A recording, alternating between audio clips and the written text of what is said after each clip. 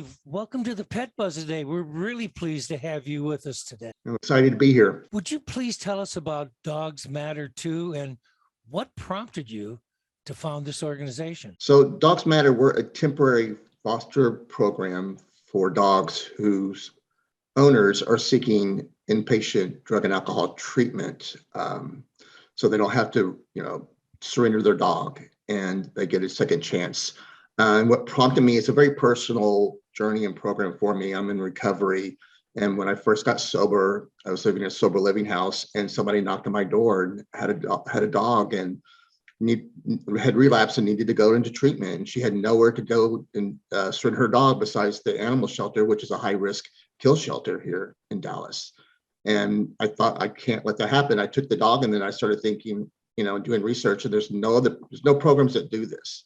So I decided I was going to do a really small program and put together a nonprofit, and we did about 20 dogs the first year, and it got way bigger than me. And now we've done over 500 dogs and their clients. Wow. So how old is the organization? We started in the end of 2014. So our first full year is 2015. And we seem to, grow. And this past year, we've probably grown about 150% because of the COVID and because of, more people seeking inpatient treatment and more people adopting dogs more than ever too. Talk about the organization's primary purpose. Primary purpose is to find a safe and healthy environment for the dog while the client decides to, get their life together and go into treatment. And our goal is to keep both of them healthy. It's just when they go into treatment, it's just the beginning of it. When they get out is really where the hard work comes. And we have what we call an aftercare program that we can follow them for 12 months and provide them substance abuse counseling. We can provide them, recovery coach, which is like a life coach. And we also provide them supportive services for their dogs. It's a pet deposit, medical, food, anything that's going to help them be able to help focus them on their recovery and keep the dog safe, and we can follow them. How do these people seeking treatment work with you? What's the procedure? How do they even find out about you? So it's, there's been word of mouth, but we work with a lot of local rehabs, but what people can just go to our website and find out all about us. And the procedure is that they go to our website and they fill out an application, and we vet the dog and the client. And we make sure that we verify that the client is going into a rehab, and we get all that information and contact.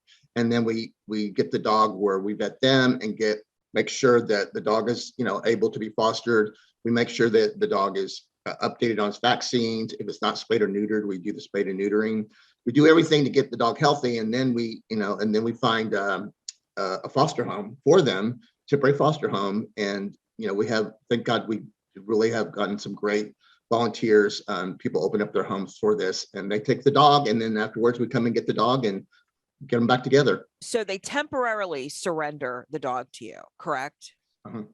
And then Yes. What happens if they don't want the dog when they come out of treatment? Do you keep it and then try to place it? Yeah, so that's a really good question, because there's two kind of things that can happen. One, they get out and they may realize that their life is going to be so hectic and starting over that they might not be able to take care of the dog, and we're happy to find a forever home. A lot of times the foster might want them.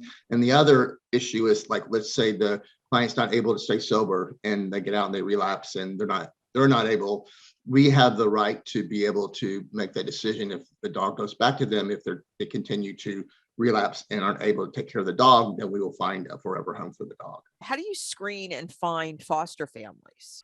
So the foster families, we had the same thing. We have an application on our website that they can go and fill out an application with, we have the typical questions about, the home, is it a safe home, other dogs, and we kind of vet them as well. And, basically it's not that difficult to be a foster family. You just have to have a safe home and a loving heart, and you can really help us out. Why the dog is so important to these folks, especially when they get out of treatment? The dog is as much as part of the recovery as the actual going into the treatment part of it, because there's at so many levels, a dog makes such a difference in our mental health and our ability to, have companionship. And most of the time with addicts and alcoholics, we ruin every one of our relationships, and we're very lonely. And you have this dog to be able to show you unconditional love and have responsibility.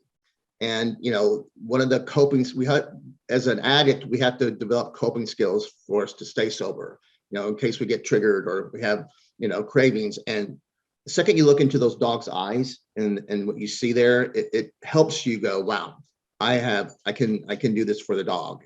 And then that teaches you how to have a healthy relationship. And then, then you can go out and create your own life and create other relationships. But a lot of times it starts with the dog. It's the only relationship they've had in the beginning. And the end of it, when they went to treatment, is the first one they'll have when they get out of treatment. What other outreach do you provide? So in outreach, we actually do a lot of education on, with people to be able to care for their dog.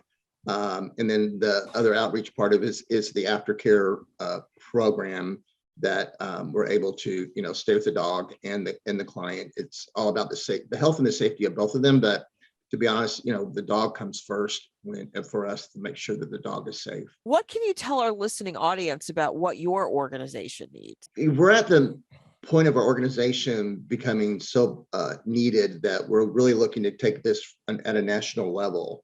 And, first and foremost, 90% of our budget relies on individual donors. So any amount of donation would help us tremendously. And then secondly, what you need is the volunteers of foster homes. And, it's not a difficult program to set up in any city, and we're able to, we want to be able to guide people that are interested in putting these in their communities and helping them start, their own services there. So, but the main thing you need to have is the foster families. If anybody's willing to be a foster family, we're in the Dallas-Fort Worth area, but we also can do transportation. We just recently got donated a van. So now we're doing a lot of transportation around. 3 things that I've thought about that are real simple for you to answer if you could. Sure. Number one is people are probably intrigued. What kind of dogs or breeds are you seeing? Number 2, what about cats? Taking cats? And the third question is, how many more chapters are there of you? Are there around that people First can of its deal with? kind organization, That's what I'm thinking. So how do we get more? Well, actually, we have started our second organization, like a satellite in Southern California, and we just probably done about for first 5 dogs. So we're starting there. That to answer your question is, we're based out of the Dallas-Fort Worth area, and that's where we started. And then we're already in the talks. So we had an appearance on the Kelly Clarkson show. We had so much result of that we're really looking to expand whatever. And the answer to the cats, we are looking into that right now. When I started this, I'm allergic to cats, so I couldn't really take on cats. However, we also have we're developing a partnership with an organization here called Dallas Pets Alive, and they're going to be helping us partnership by working on our foster program, and they'll be able to take cats as well. So very soon we'll be able to take cats. And what was the breeds? Types The of breeds dogs? are every breed, every breed. Probably the most popular breed, is probably a mid-sized dog. We do have a lot of pit bulls, a lot of bullies, and they are difficult, but we have some amazing families that will, help us out. But we have every size, every kind of dog, and we don't turn away any dog, but we'll try to find a place for them. I think there's a lot of people that want to know more about you and want to contribute maybe. So why don't you give us your website? So the website is dogsmatter2.org. And your website, you can get all the information. There's a donate button. And if you're interested in volunteering, or we have you can send us an inquiry about any questions you have, and we'll be happy to answer them. Really, thank you for joining us today. And I'm sure Charlotte and I hope that there's a lot of chapters throughout the United States doing just this. Thanks for viewing our content on Pet Buzz Plus.